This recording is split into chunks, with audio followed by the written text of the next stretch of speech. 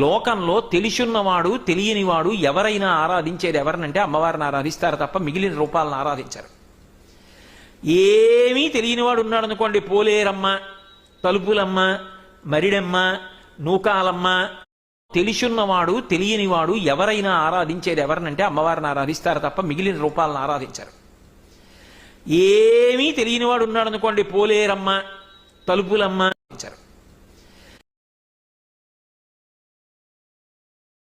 ఆరాధించరు.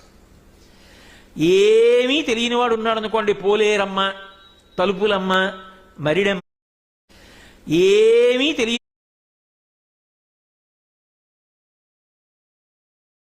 పెట్టుకోండి.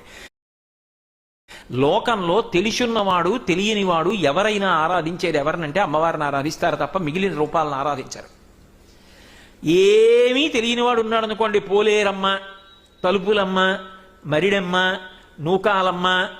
నూకాలమ్మ అంటే ఈ ఊళ్ళో నేను అన్నం తింటున్నానంటే ఆ తల్లి నాకు నూకలు పెట్టిన తల్లి.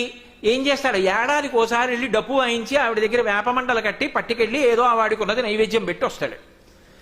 అక్కడ ఏం పెద్ద వైదికమైనటువంటి ఆచారం ఉండాలని నియమం లేదు. కానీ అందరికీ అన్నం పెట్టిన తల్లి, ఊరికి అధిష్టాన దేవత నూకాలమ్మ.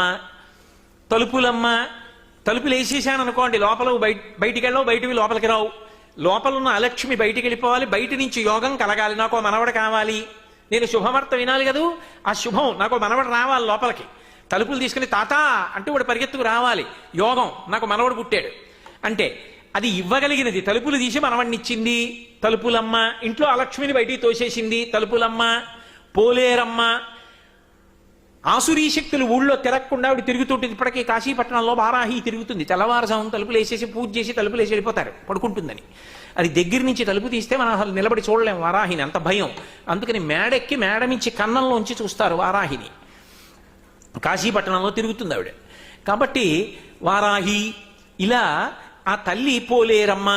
ఇంకో చోట మరిడమ్మ.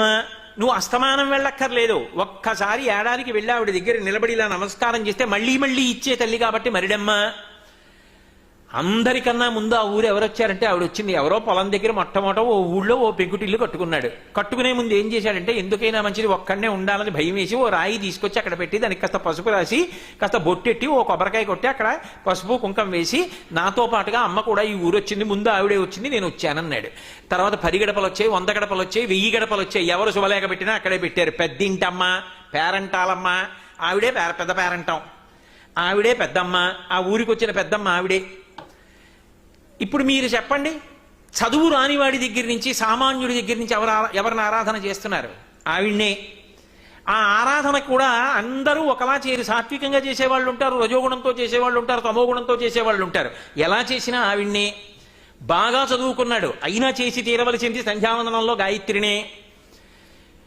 ఇంకా బాగా చదువుకున్నాడు కామాక్షిని. ఇంకా బాగా చదువుకున్నాడు ఏదో మంత్రాల రూపంలో ఉపాసన. ఏదైనా అందరూ తేలికగా పట్టుకోగలిగింది ఎవరిని? అమ్మని.